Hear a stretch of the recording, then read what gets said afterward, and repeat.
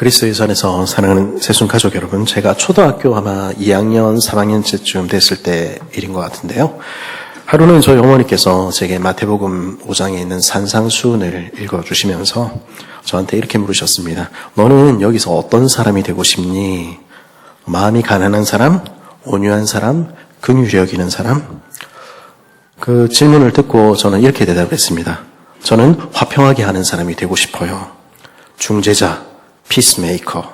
멋지지 않습니까? 어머니도 무척 기뻐하셨습니다.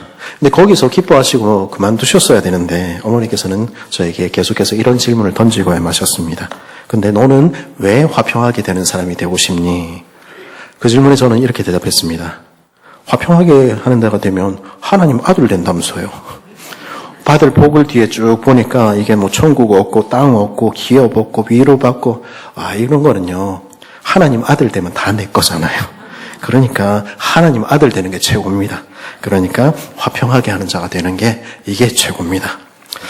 이런 아이를 가리켜서 요즘 젊은 친구들 표현으로는 보법이 다르다 이렇게 표현을 하고요.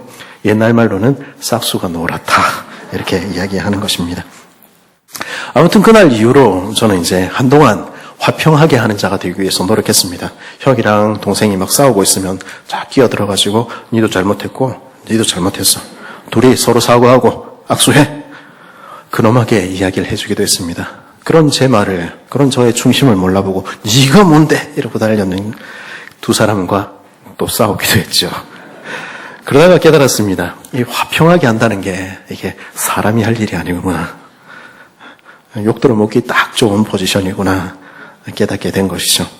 그 깨달음은 정확했습니다. 그거는 사람이 할 일이 아닐 뿐더러 그리고 사실은 자연인인 사람이 할 수 있는 일도 아니라는 것을 우리는 배워가는 것이죠.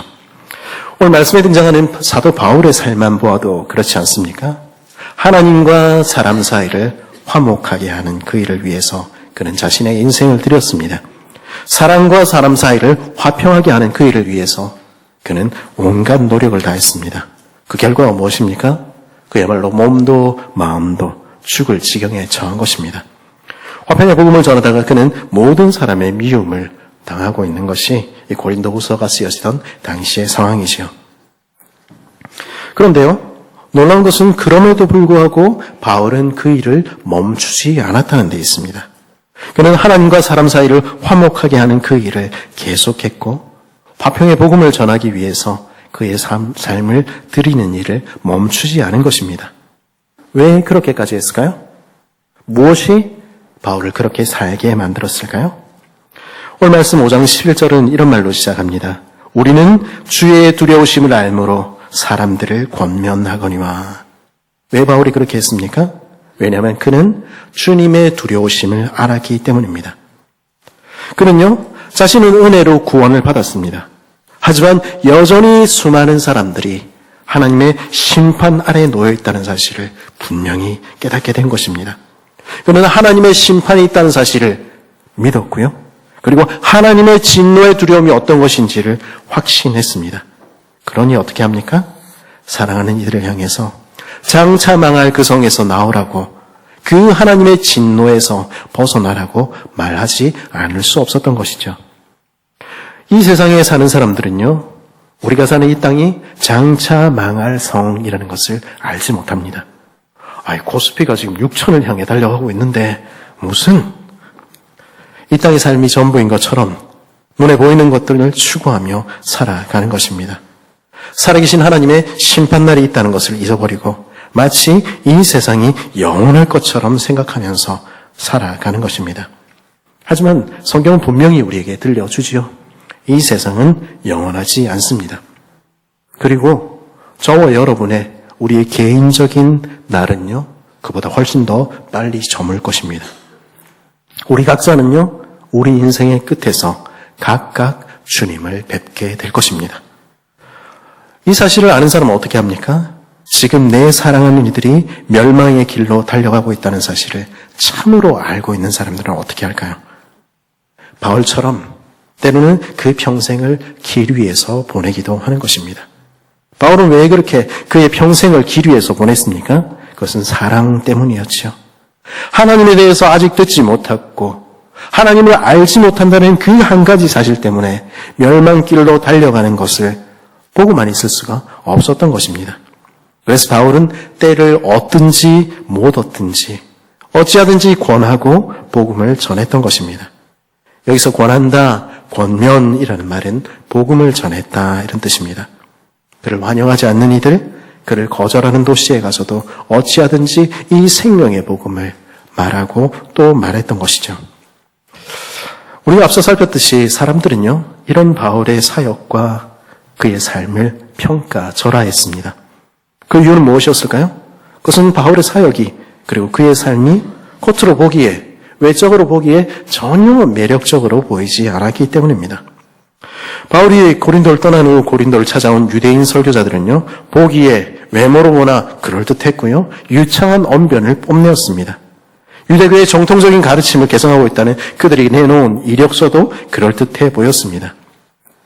말하자면 외모와 학벌과 부와 지위, 그들이 내놓은 스펙은 자랑할 만한 했던 것입니다. 그에 비하면 고난당하는 바울은 가난하고 매맞고 외적으로도 볼품없어 보이는 이 바울은 전혀 매력적이지도 자랑스럽지도 않게 보였던 것이죠.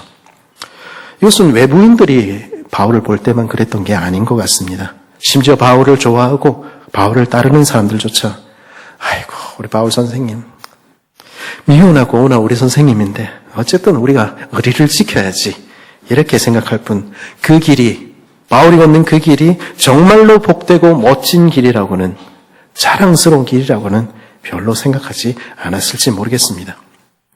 때로 저와 여러분이 우리가 걷는 이 믿음의 길이라는 것은 매력적으로 보이지 않습니다.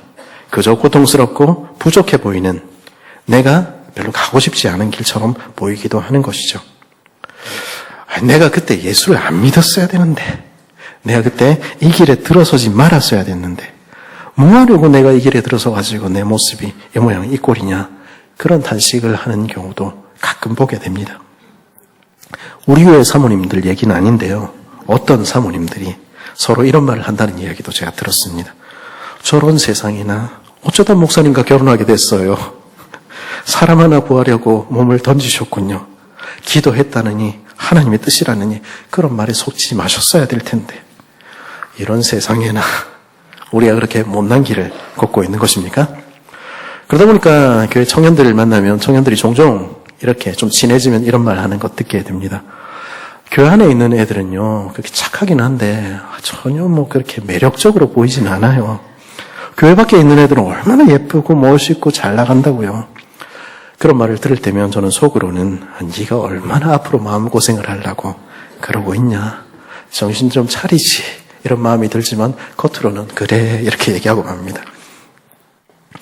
고린도 성도들의 눈에 바울은 그리고 그가 제시하는 길은 전혀 자랑스럽지 않게 보였을 것입니다. 그러나 그런 그들에게 바울은 말하는 것입니다.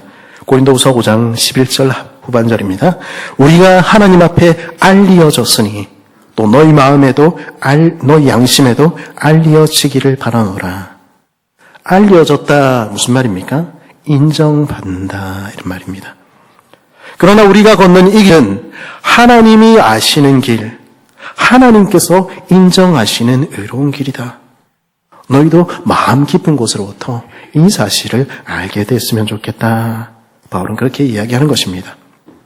바울이 걸었던 그 길은요, 믿음의 선배들이 걸었던 그 길은요, 복된 길, 의인의 길이었으며 하나님께서 인정하시는 길이었습니다. 우리 시편 1편의 결론을 기억하고 있지요? 무릇 의인들의 길은 여호와께서 인정하시나 악인들의 길은 망하리로다. 우리의 마지막에 하나님께 인정받는 걸음, 삶 살아야 되지 않을까요? 아무리 힘들더라도 비록 보잘것없어 보일지라도 주님을 위해 살아가는 길, 주님과 함께 걸어가는 길은 복된 길입니다. 왜냐하면 하나님께서 우리 삶을 인정해 주시기 때문입니다. 그리고 우리 삶이 끝나는 그날 하나님께서 잘했다. 이 삶이 얼마나 복된지 내가 안다. 참 잘했다 하며 칭찬해 주실 것입니다. 하나님 인정하시면 그걸로 충분한 것 아닙니까? 사람들은요, 그 삶을 이해하지 못했습니다. 그래서 바울을 향해서 심지어 미쳤다 이런 이야기를 하기도 했습니다. 저는 바울이 미쳤다는 이야기를 들은 게 그의 생애 마지막에 사도행전 후반부에서만 그랬는 줄 알았는데 오늘 보니까 미쳤다는 얘기를 곳곳에서 들었던 것 같습니다.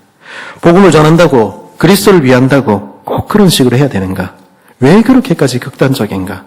누가 그런 식으로 다 버리고 매맞고 죽을 위기까지 당해가며 그렇게 사는가? 우리가 주님을 위해서 내 삶을 다 드리겠습니다. 얘기하지만 그게 어디까지 마음으로 드리겠다는 거지. 그걸 문자적으로 받아들여가지고 그러면 어떻게 하냐? 사람들은 그렇게 말하곤 하는 것입니다. 물론 제가 혹시라도 오해하지 마시기 바랍니다.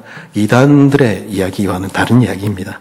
모든 그리스도인들이 자신의 일상을 포기해야 된다. 저는 그렇게 가르치지 않습니다. 칼빈과 루터가 우리에게 들려주듯이 우리 삶의 자리 역시 주께서 보내신 자리입니다.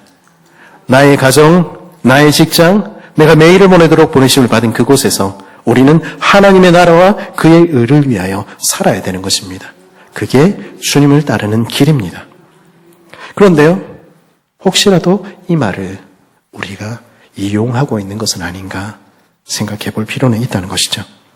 혹시라도 이 말이 우리가 지금 우리 삶을 주님을 위해서, 형제와 자매들을 위해서 사용하지 않는 것에 대한 변명거리가 되고 있지는 않은가 하는 것입니다. 내 삶의 한 조각도, 내 시간과 내 관계의 일부도 주님과 내 형제 자매를 위해 내놓을 수 없으면서 내 삶의 수준과 내 삶의 방식은 절대 못 바꾼다. 그렇게 이야기하고 있으면서 주님을 위한다 이야기하는 것은 사실이 아닐 수 있는 것입니다.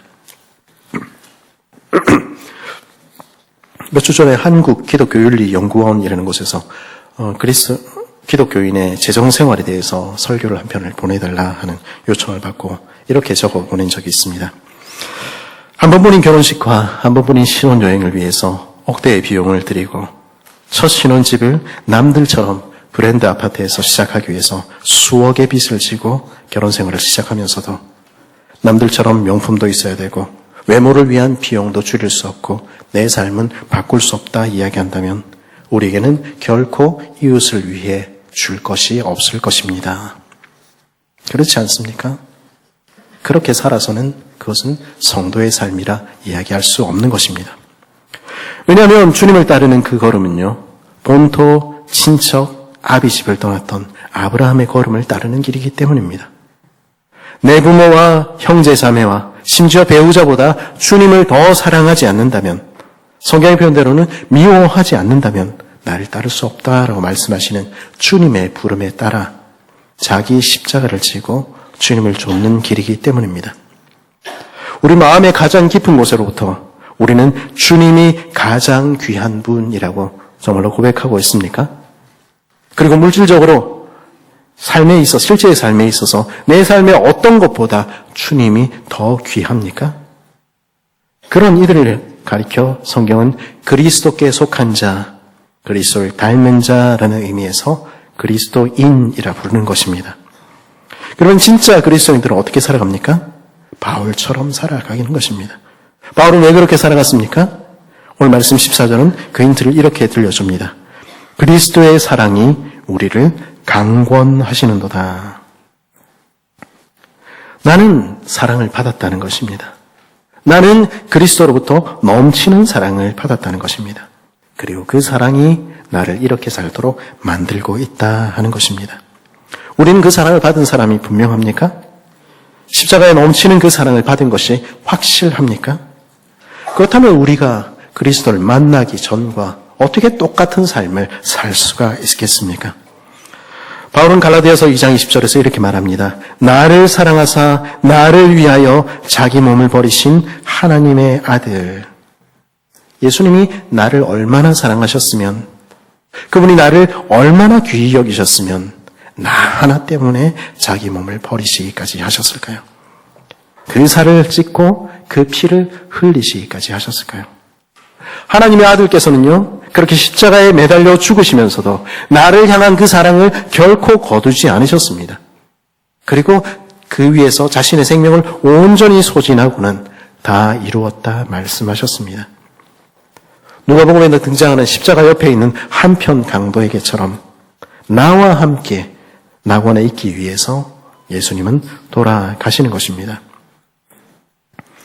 그 넘치는 사랑을 받았기에 그 사랑이 그의 잔 가득 넘쳤기에 바울은 이제는 더 이상 자신을 위해 살 수가 없었습니다. 바울의 옛사람은 그리스도와 함께 이미 죽었기 때문입니다. 갈라디아서 2장 20절 상반절은 그래서 이렇게 말합니다. 내가 그리스도와 함께 십자가에 못 박혔나니 그런즉 이제는 내가 사는 것이 아니요 오직 내 안에 그리스도께서 사시는 것이라. 나는 이미 죽었다는 것입니다. 내 안에 사는 것은 내 속에 사시는 분은 오직 그리스도시라는 것입니다. 그리고 그리스도께서는 그리스도의 삶의 방식대로 살아가신다는 것입니다. 나를 통하여 나의 이 껍데기를 통하여 주님의 삶을 사신다는 것입니다. 그런데 바울은요, 그리스도의 그 사랑이 바울 자신만을 위한 것이 아니었다 말합니다. 예수님께서 십자가에 돌아가신 것은 바울이나 베드로나 성경에 나오는 사람들을 위한 것이 아니었다는 것입니다. 그는 모든 사람을 위해 돌아가셨습니다. 오늘 말씀 14절 후반절은 뭐라고 얘기합니까? 한 사람이 모든 사람을 대신하여 죽었은즉 모든 사람이 죽은 것이라.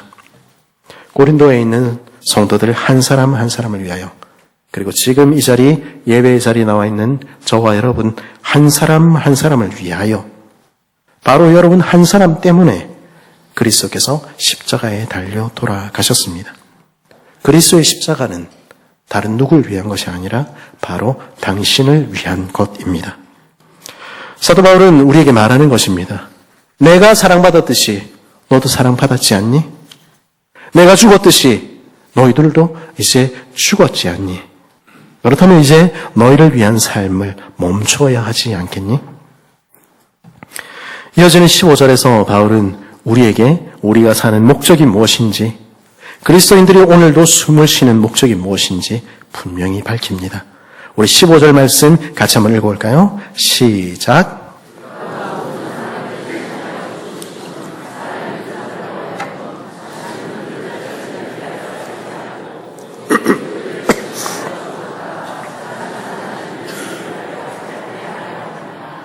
아멘. 우리는 모두 죽었다가 다시 살았습니다. 죽을 뻔했다가 살아난 게 아니라 죽었다가 다시 살았습니다. 그런데 마치 죽기 이전처럼, 예전처럼 자기 욕망을 위해서 채우며 그렇게 사는 것은 말도 되지 않는 일이라는 것입니다. 왜냐하면 이제는 우리는 우리의 것이 아니라 우리를 대신하여 죽었다가 다시 살아나신 분, 그리스도의 것이기 때문입니다. 아직도 내가 내 거다 이렇게 생각하면 착각이라는 것이죠.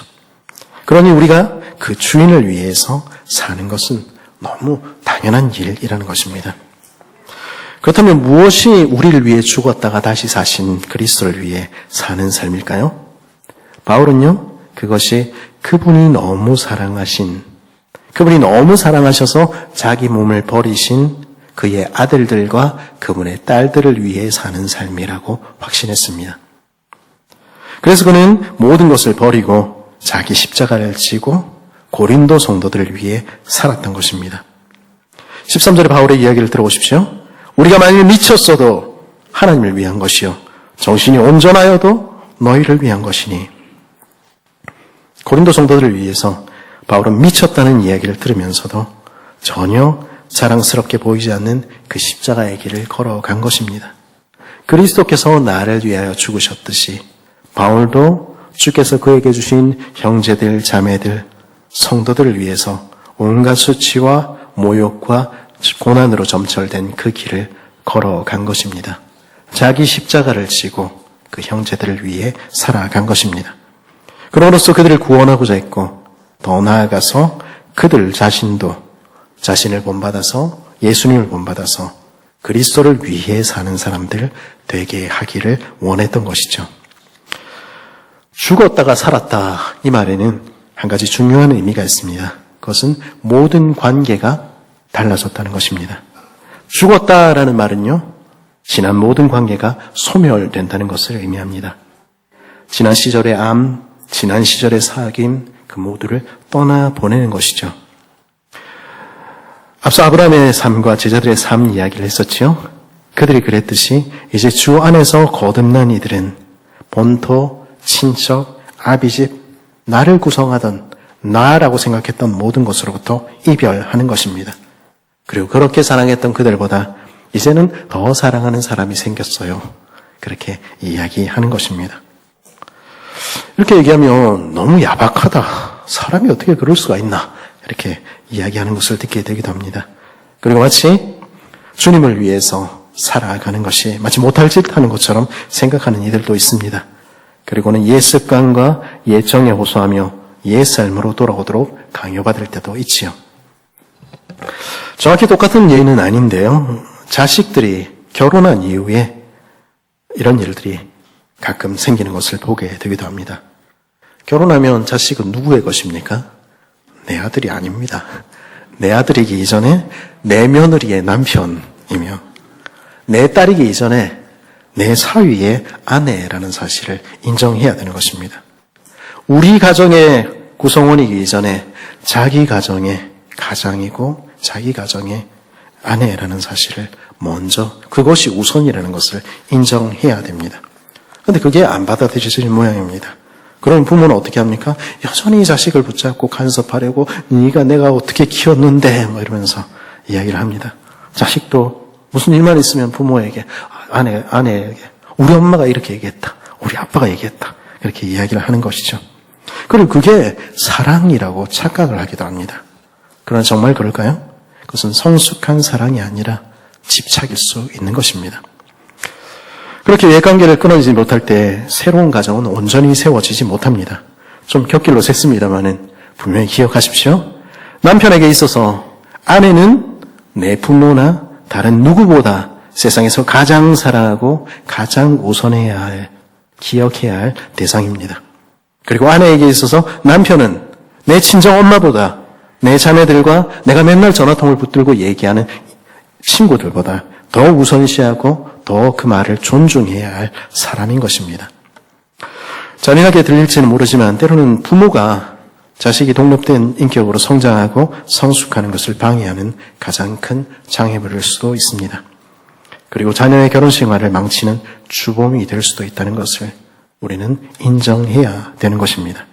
그리고 자녀들 역시 부모의 노년을 비참하게 만들 수 있다는 것을 우리는 알지 않습니까? 새로운 삶이 시작되기 위해서는 옛 삶으로부터 떠나야 합니다. 옛 사람이, 옛 관계가 이제는 죽었다고 고해야 하는 것입니다. 그러면 이것이 최소한의 도리도 하지 마라. 이제 그런 이야기를 하는 것이라고 착각하지 않았으면 좋겠습니다. 그런 의미가 아닙니다. 새롭게 태어났다는 것은 서로를 이전의 관계를 뛰어넘는 새로운 관계 속에서 새롭게 맞이하고 새롭게 사랑한다는 것을 의미하는 것입니다. 그래서 16절에 이렇게 말하지 않습니까? 그러므로 우리가 이제부터는 어떤 사람도 육신을 따라 알지 아니하노라. 비록 우리가 그리스도도 육신을 따라 알았으나 이제부터는 그같이 알지 아니하노라. 세상의 눈으로, 이전까지 바라보던 눈으로 서로를 바라보기를 멈추고 육신을 따라 대하기를 멈추어야 하는 것입니다. 그럼 그 다음은 어떻게 합니까? 새로운 관계를 만들어 가야 하는 것입니다. 어떻게 새로운 관계를 만들 수 있습니까? 가정에서 남편은 아내를, 아내는 남편을 주님을 통하여 새롭게 바라보는 것입니다. 주님의 눈으로 서로를 바라보며 주께서 사랑하시듯이 사랑하며 주께서 섬기시듯이 섬기는 것입니다. 내 남편은 주님이 아닌데요. 제 아내도 주님이 아닙니다. 물론 그렇죠. 그렇지만 우리는 이미 세상에 대해서 죽었고 그리스도 안에 있는 것입니다. 부모 자식 간의 관계도 바뀌어야 되는 것이죠. 이전에는 내 말을 듣는 내 자식이었다면 이제는 주 안에서 형제와 자매로 돕는 배필로 그렇게 서야 되는 것입니다. 그것은 부모가 자식 간의 관계도 마찬가지고요. 그리고 주께서 주신 형제와 자매들의 공동체인 교회도 마찬가지입니다. 외모와 외형과 스펙, 그 가진 것을 통해서 서로를 판단하는 옛 관계를 끊어버려야 하는 것입니다. 대신에 우리들의 주인이신 예수님을 통해서 서로를 바라보아야 하는 것입니다. 그때 우리는 서로를 귀히 여기고 서로의 다름을 인정하게 될 수도 있는 것입니다. 우리 옆에 있는 분들 한번 보시겠습니까? 이분들이 예수님께서 이 사람을 위해서 죽으신 그렇게 귀한 사람들, 그렇게 복된 사람들입니다. 보통 사람들이 아닙니다. 예사로 보시면 안 되겠습니다. 때로는 우리의 다 벗어 지워지지 않은 옛사람의 못된 습관이 아직 받아들여지지 못한 서로의 다름과 날카로움이 서로를 아프게 하고 상하게 할 때도 있습니다. 그렇지만 우리는 오늘도 우리 안에 역사하시고 우리 각자를, 교회 전체를 빚어가시는 하나님을 믿는 것입니다. 그리고 성령께서 우리 안에 일하시도록 자신을 내어드리며 우리 개인적으로는 사랑하기를 포기하지 않는 것입니다. 그것이 거듭난 이들의 새로운 삶의 방식인 것이죠. 그렇게 말해도 우리는 이렇게 이야기를 하곤 합니다. 정말로 그런다고 사람이 달라지겠나? 사람 안 변한다.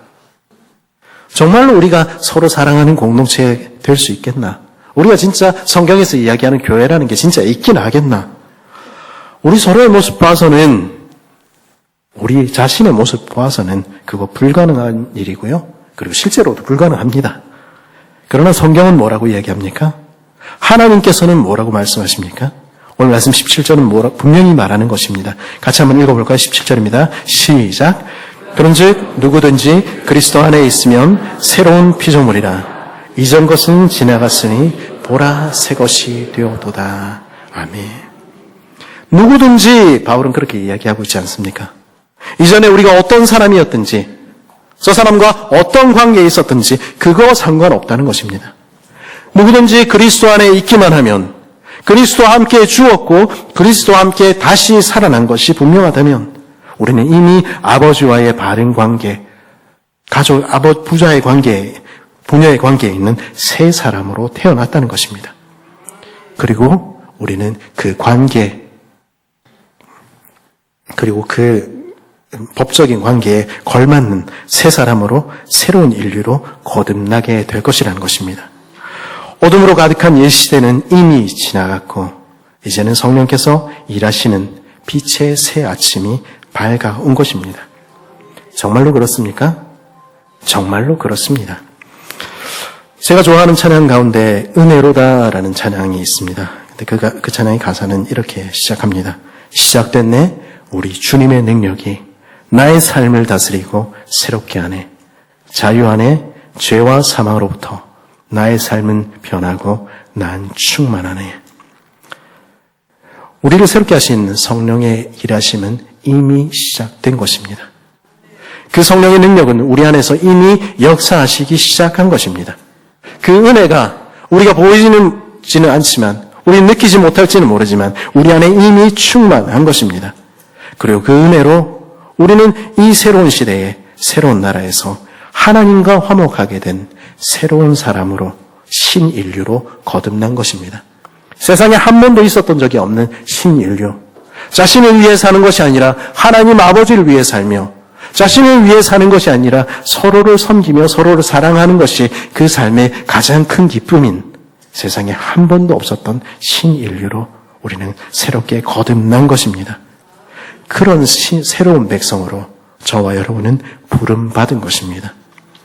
그렇다면 그렇게 거듭난 새 백성들은, 신인류는 어떻게 사랑하고 어떻게 살아갑니까? 그리스도 예수 안에서 사랑하는 새순 가족 여러분, 오늘 말씀 20절과 21절에서 바울은 우리에게 이렇게 들려줍니다. 그러므로 우리가 그리스도를 대신하여 사신이 되어 하나님이 우리를 통하여 너희를 권면하신 것 같이 그리스도를 대신하여 간청하노니 너희는 하나님과 화목하라.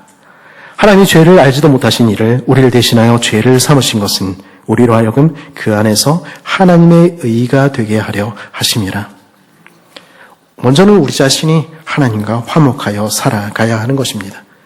멸망을 향해 달려가던 그 옛 시대에 속한 옛 삶을 이제는 벗어버리고 하나님과 원수되어, 서로와 원수되어 살아가는 그런 삶을 이제는 던져버리고 이제는 하나님을 아버지라 부르며 그분을 기쁘시게 하기 위해 살아가는 삶을 살아야 하는 것이죠.